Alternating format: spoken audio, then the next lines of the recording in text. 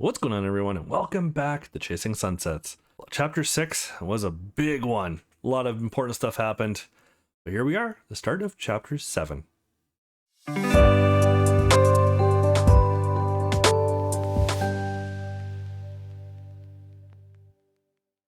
I said, start of Chapter 7, the final chapter of this version of the visual novel. We made a lot of choices in Chapter 6. We chose to kind of go 50-50, I think. It's what I call it. With Mal and Jay. You have the option in that chapter to go all in on either one of them, or both. The problem, I didn't pick both because I feel like if you do that, you're gonna hurt both.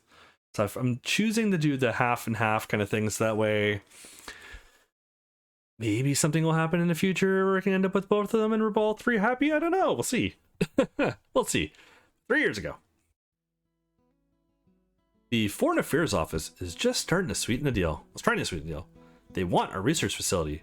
It means skilled jobs, and more importantly, tax revenue. I hope so. Selecting a new site would set us back years.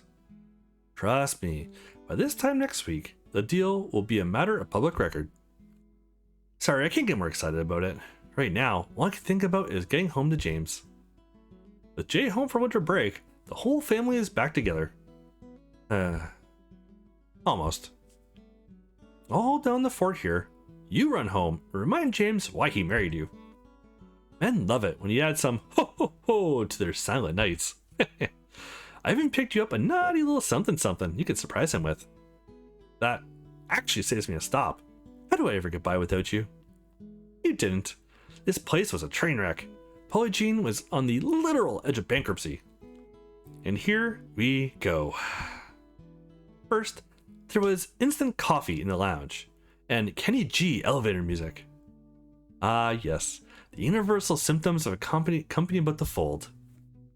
Then there was Neanderthals in marketing and their shitty toilet aim. Pissing on the drywall until it disintegrated, making the urinal straight up fall off the wall. Speaking of the primates in marketing, how is Michael these days? Oh hell no, you can't just bring up Magic Micro while I'm bragging about accomplishments. God forbid I derail this sad reminder that your scandalous paycheck buys us plumber dispatch. Hey, I'm a bargain at twice the price. Don't forget I hired Sophie. But you also hired Annette. Oof, that was cold. Yeah, that one's on me. I got nothing. The two women share a warm laugh of easy friendship as the day winds to a close. Oh, I almost forgot. Chris is back, and he'd like a word with you. That's great news. Send him in. Lisa smiles and steps out as Sarah begins shutting down her workstation. Good old iMac. Dr. Campbell. Sarah stands in shock and stares numbly at the unexpected visitor in front of her desk. Christian Mendez. How could I have been so blind? It's a common name. I did everything I could to avoid this floor. As Sarah's surprise wears off, she regains her wits to some degree. Why? Why Polygene? And why out yourself to me after... Relax, Dr. Campbell. I'm here to resign. I see. Yes, I think that would be for the best. Christian looks conflicted for a moment, before plunging ahead. I took this job as a favor to my uncle, whose law firm is representing Prizer Pharmaceuticals. I don't understand. Prizer believes your fertility program is based on research you took with you when you left. My assignment was to find evidence to support that. It's definitely not, but I'm not surprised. Why are you telling me this? Let's just say that working here has helped me find my conscience. I can't turn back the clock, but I can decide I don't want to be that guy anymore. Sarah looks at Christian pointedly for a moment and weighs on his words. Even in the middle of an emotional ambush, Sarah's clinical eye notices something odd. Christian. Chris, may I have a look at your hand? My hand? Why? Did you get those cuts here? I mean, working in the mailroom. Mostly, but it's really nothing to worry about. I can barely even feel them. Instantly all business, Sarah focuses her discerning gaze on his overall condition. Do you ever find it difficult to make a fist or feel numbness in your feet? Dr. Campbell, You're skinny as a rat. Looks like what could be canthosis, whatever, on your neck. I'm bad with big words like that. Do you feel thirsty all the time? Or need to urinate frequently? Diminished libido? Yeah, I guess. To which symptom? To all of them? We'll need blood work to confirm it, but I think you're an untreated diabetic. Diabetes? There are too many symptoms to ignore. You should see a specialist right away. Stunned, Christian just stares at her in silence. It's important to stay positive. Type 2 is very treatable. Sometimes it died alone. I'll make the appointment. I've known deep down something was wrong with me for a long time. I just figured it was other shit taking its toll. This is why men have shorter lifespans. I'll have Lisa send you a list of endocrinologists. Try to trust. It may sound weird, but I'm kind of relieved. At least now, some things make sense. Thank you for everything. I'll just see myself out. Terry deliberates a moment before stopping him. So, you're just going to throw yourself on your sword and return to your uncle empty-handed? That was the plan. I can't forget what happened with Jay, but I also stand by my choice to look out for you. Your Hippocratic oath, huh? No, Christian, just basic human decency. Sarah reaches into her desk and pulls out a flash drive. Give this to your uncle when you see him again. What's on it? Proprietary fertility program data that should convince Prizer that her research is original. Hopefully, it's convincing enough for them to call off their dogs. I get the feeling it won't be. The money they're dropping to bring you down feels personal. Well then, at least this way, you don't return empty-handed. And let's make your resignation effective after you get your treatment in order.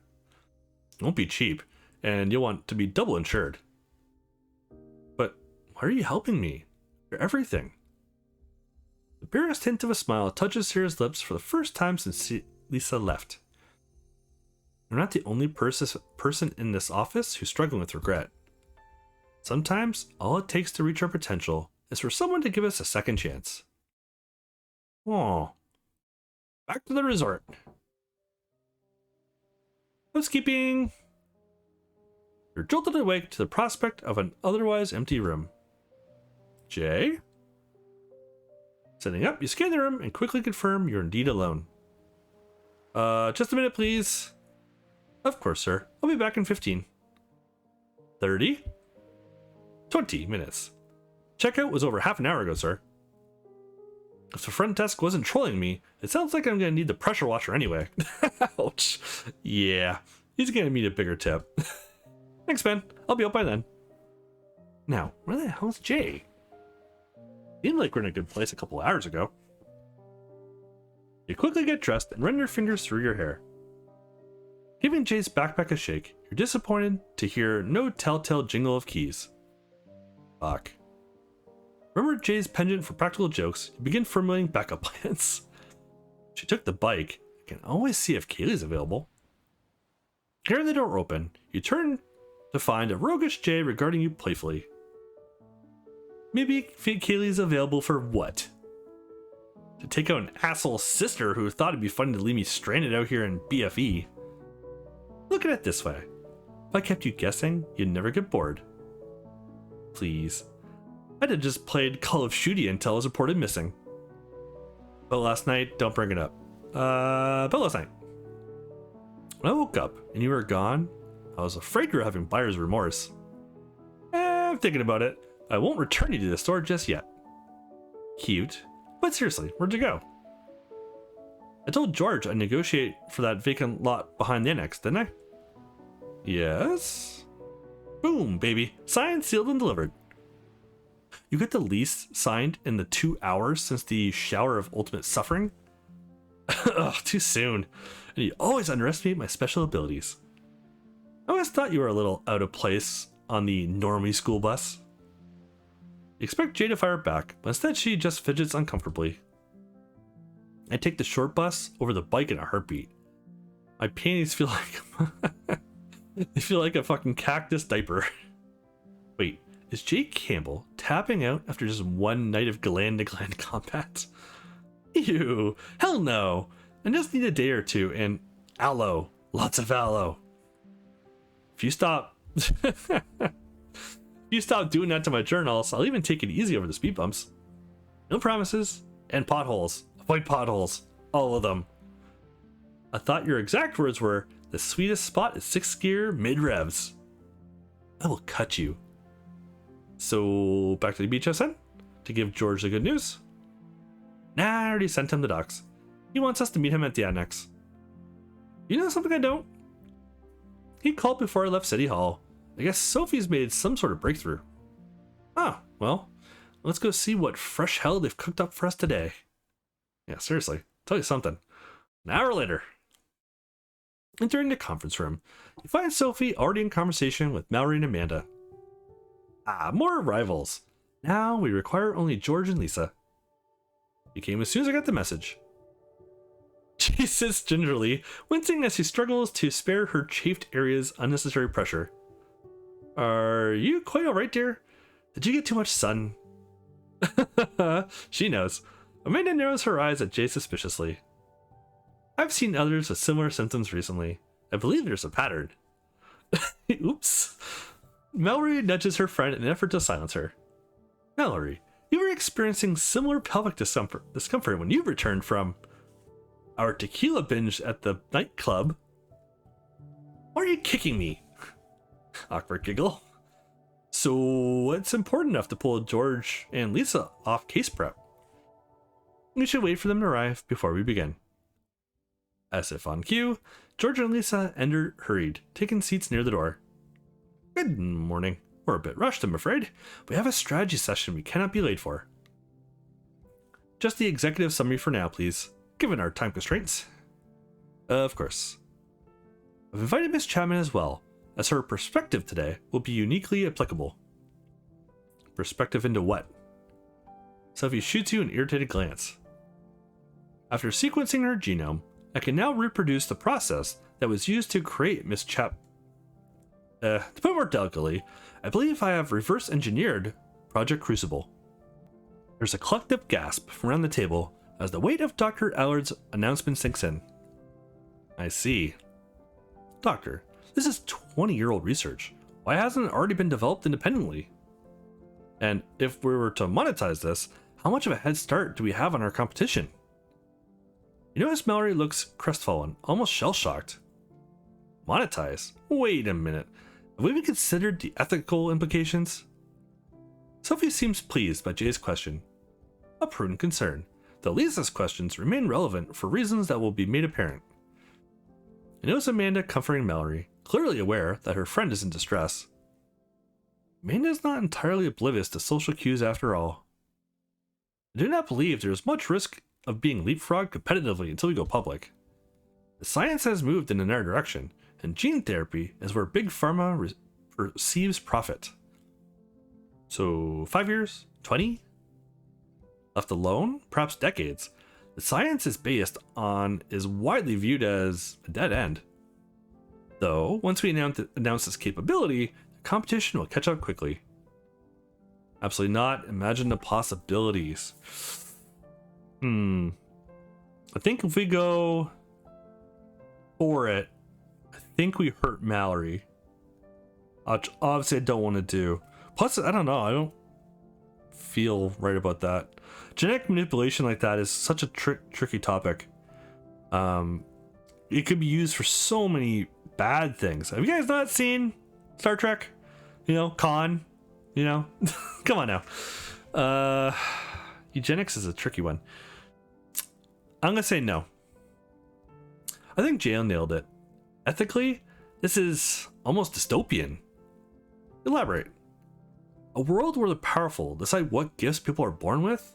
It's eugenics by another name. Counterpoint, a world where all human beings are born free of congenital birth defects. In the long term perhaps, but it would be decades before it would become affordable to most. Do we want a class war? Because this is how we get a class war.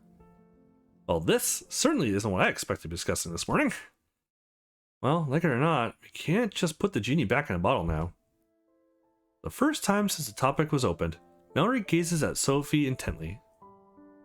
We were so preoccupied with whether or not we could, we didn't stop to ask ourselves if we should. I see what you did there. The tiniest of smiles plays in the corner of Mallory's mouth in response. Indeed, and as a sole living product of this process, your perspective carries unique weight. My imperfections go way beyond my mismatched eyes. Gene sequencing has come a long way in 20 years. Errors could be eliminated. That's somehow worse. I can bear being what I am only because a tiny part of me is still only me. The more I think about this, the smaller this decision makes me feel. This is your breakthrough, Sophie, and you're the only scientist here. What do you think?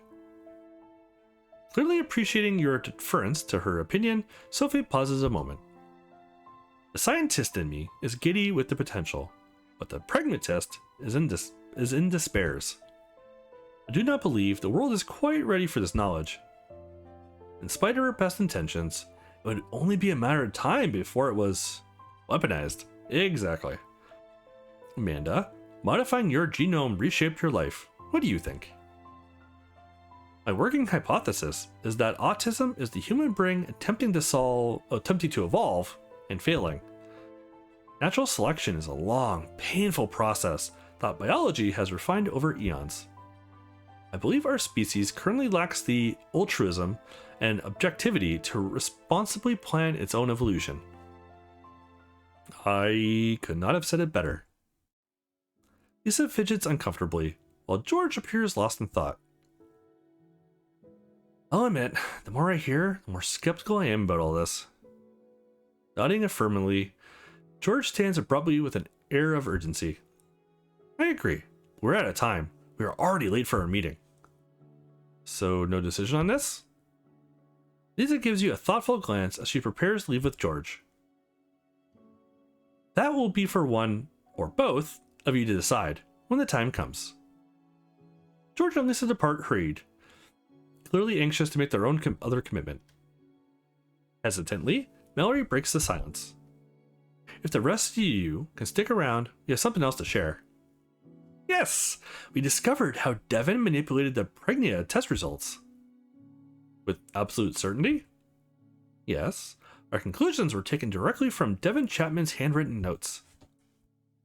If they contain context and detail, that would amount to a confession, I suppose. It's likely that we can prove it empirically as well. How so? Mallory hesitates, the gravity of what she's about to say weighing on her. Let's not get out over our skis. There's no reason to rush straight to tests. Clearly lacking the patience for a circular discussion, Sophie interjects. How are the results manipulated, and how can it be proven?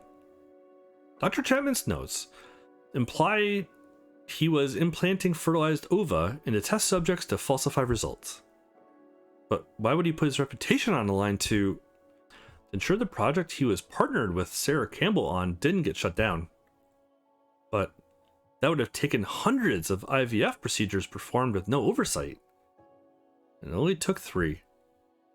That's far too few to have satisfied clinical trials. Research misconduct is simple to conceal if a company is unethical and sufficiently motivated. Also impossible to prove without raw data on the test subjects and on the sources of the ovum.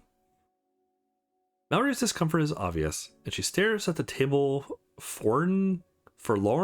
That's a word. Dr. Campbell herself provided some of the ova, according to Dr. Chapman's notes. Oh, shit. You feel a sinking feeling in the pit of your stomach as the dots begin to connect. It's just that your sister is a bit more of a miracle than we thought. You glance at your sister, whose horrified face betrays her own epiphany. Can't talk today. 2 of her eggs resulted in a miscarriage, but the 3rd was carried to term. Sophie listens intently, the implications eluding her for the moment.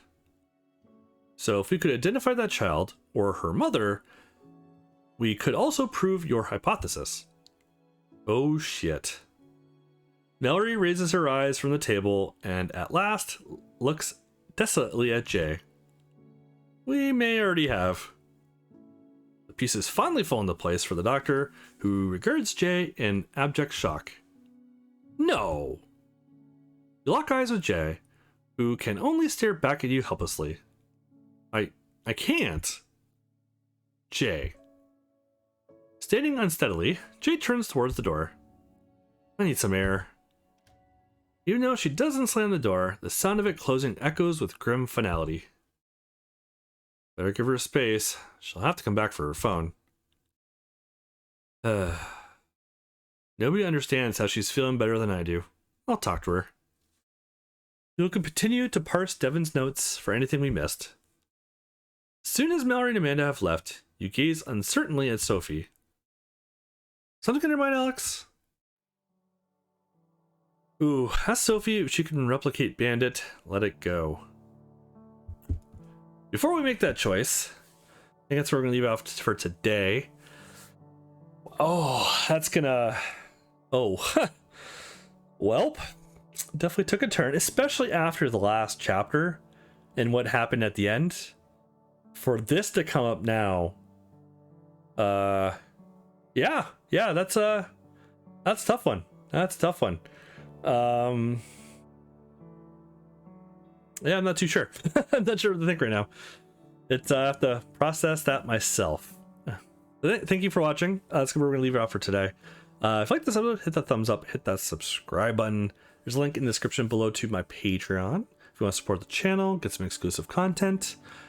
And I'll catch you on the next one, where we will continue and see what else we can uncover about this.